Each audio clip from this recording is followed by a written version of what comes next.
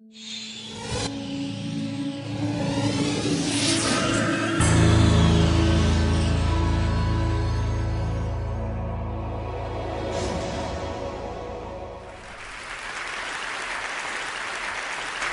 I was 7 years old and my sister was just 5 years old, we were playing on top of a bunk bed. I was 2 years older than my sister at the time.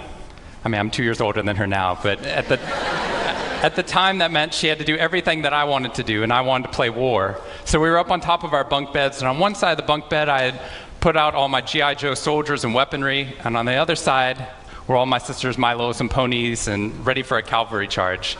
There are differing accounts of what actually happened that afternoon, but since my sister is not here with us today, let me tell you the true story. Which is my sister is a little bit on the clumsy side, and somehow, without any help or push from her older brother at all, suddenly Amy disappeared off of the top of the bunk bed and landed with us crash on the floor. And I nervously peered over the side of the bed to see what had befallen my fallen sister, and saw that she had landed painfully on her hands and knees on all fours on the ground. I was nervous because my parents had charged me with making sure that my sister and I played as safely and as quietly as possible. And seeing as how I had accidentally broken Amy's arm just 1 week before,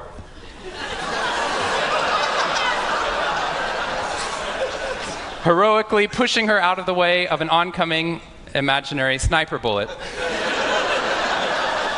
for which I have yet to be thanked. I was trying as hard as I could. She didn't even see it coming. I was trying as hard as I could to be on my best behavior, and I saw my sister's face this wail of pain and suffering and surprise, threatening to erupt from her mouth and threatening to wake my parents from the long winter's nap for which they had settled. So I did the only thing my little frantic 7-year-old brain could think to do to avert this tragedy. If you have children, you've seen this hundreds of times before. I said, Amy, wait, don't cry, don't cry. Did you see how you landed? No human lands on all fours like that. Amy, I think this means you're a unicorn. Now that was cheating, because there's nothing in the world my sister would want more than not to be Amy the hurt 5-year-old little sister, but Amy the special unicorn. Of course, this was an option that was open to her brain at no point in the past, and you could see on my poor, manipulated sister's face conflict, as her little brain attempted to devote resources to feeling the pain and suffering surprise she just experienced, or contemplating her newfound identity as a unicorn. And the latter won out. Instead of crying, instead of ceasing our play, instead of waking my parents with all the negative consequences that would have ensued for me, instead, a smile spread across her face, and she scrambled right back up onto the bunk bed with all the grace of a baby unicorn. With one broken leg. What we stumbled across at this tender age of just 5 and 7, we had no idea at the time, was something that was going to be at the vanguard of a scientific revolution occurring 2 decades later in the way that we look at the human brain. What we had stumbled across is something called positive psychology, which is the reason that I'm here today and the reason that I wake up every morning. When I first started talking about this research outside of academia, out with companies and schools, the very first thing they said to never do is to start your talk with a graph. The very first thing I wanted to do is start my talk with a graph. This graph looks boring, but this graph is the reason that I get excited and wake up every morning. And this graph doesn't even mean anything. It's fake data. What we found is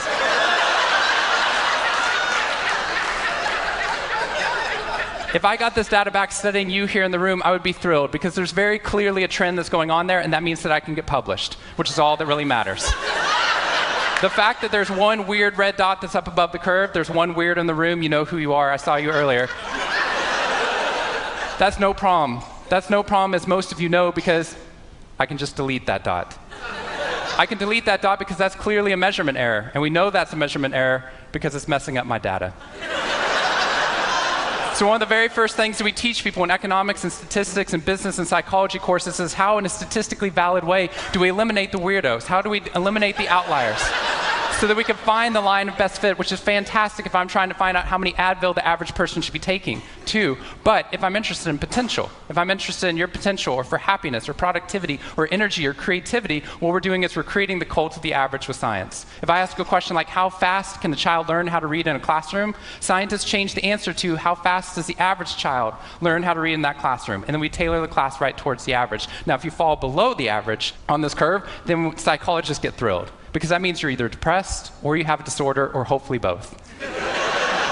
We're hoping for both, because our business model is if you come into a therapy session with one problem, we want to make sure you leave knowing you have 10. So you'll keep coming back over and over again. We'll go back into your childhood if necessary, but eventually what we want to do is to make you normal again. But normal is merely average. And what I posit and what positive psychology posits is that if we study what is merely average, we will remain merely average. That instead of deleting those positive outliers, what I intentionally do is come into a population like this one and says, why?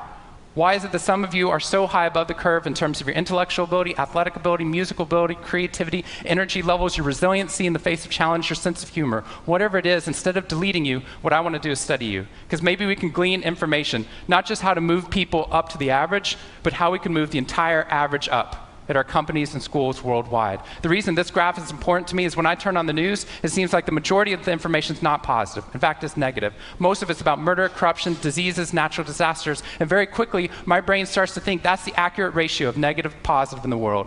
What that's doing is creating something called the medical school syndrome, which if you know people who have been to medical school during the first year of medical training, as you read through a list of all the symptoms and diseases that could happen, suddenly you realize you have all of them. I have a brother-in-law named Bobo, which is a whole other story. Bobo married Amy the unicorn. Bobo called me on the phone from Yale Medical School. And Bobo said, Sean, I have leprosy. Which even at Yale is extraordinarily rare. But I had no idea how to console poor Bobo because he had just gotten over an entire week of menopause.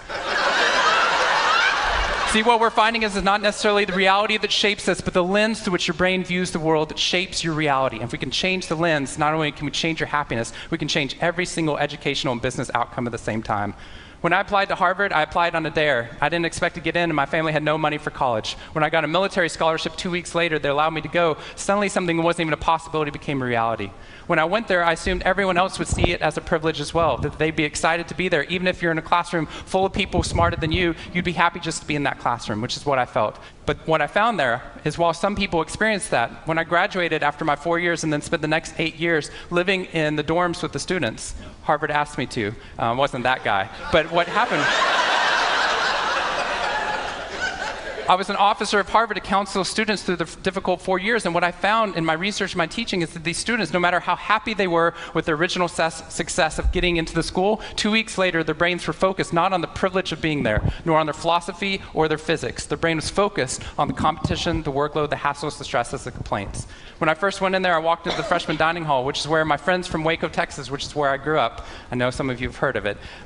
When they come to visit me, they look around, they say, this freshman dining hall looks like something out of Hogwarts from the movie Harry Potter, which it does. This is Hogwarts from the movie Harry Potter, and that's Harvard. And when they see this, they say, Sean, why do you waste your time studying happiness at Harvard? Seriously, what does a Harvard student possibly have to be unhappy about? Embedded within that question is the key to understanding the science of happiness. Because what that question assumes is that our external world is predictive of our happiness levels. When in reality, if I know everything about your external world, I can only predict 10% of your long-term happiness. 90% of your long-term happiness is predicted not by the external world, but by the way your brain processes the world. And if we change it, if we change our formula for happiness and success, what we can do is change the way that we can then affect reality. What we found is that only 25% of job successes are predicted by IQ. 75% of job successes are predicted by your optimism levels, your social support, and your ability to see stress as a challenge instead of as a threat. We need to reverse the formula for happiness and success. In the past 3 years, I've traveled to 45 different countries, working with schools and companies in the midst of an economic downturn. And what I found is that most companies and schools follow a formula for success, which is this: if I work harder, I'll be more successful. And if I'm more successful, then I'll be happier. That undergirds most of our parenting styles, our managing styles, the way that we motivate our behavior. And the problem is, it's scientifically broken and backwards for 2 reasons. First, every time your brain has a success, you just change the goalpost of what success looked like. You got good grades, now you have to get better grades. You got into a good school, now you have to get a better school. You got a good job, now you have to get a better job. You hit your sales target, we're going to change your sales target. And if happiness is on the opposite side of success, your brain never gets there. What we've done is we've pushed happiness over the cognitive horizon as a society. And that's because we think we have to be successful, then we'll be happier.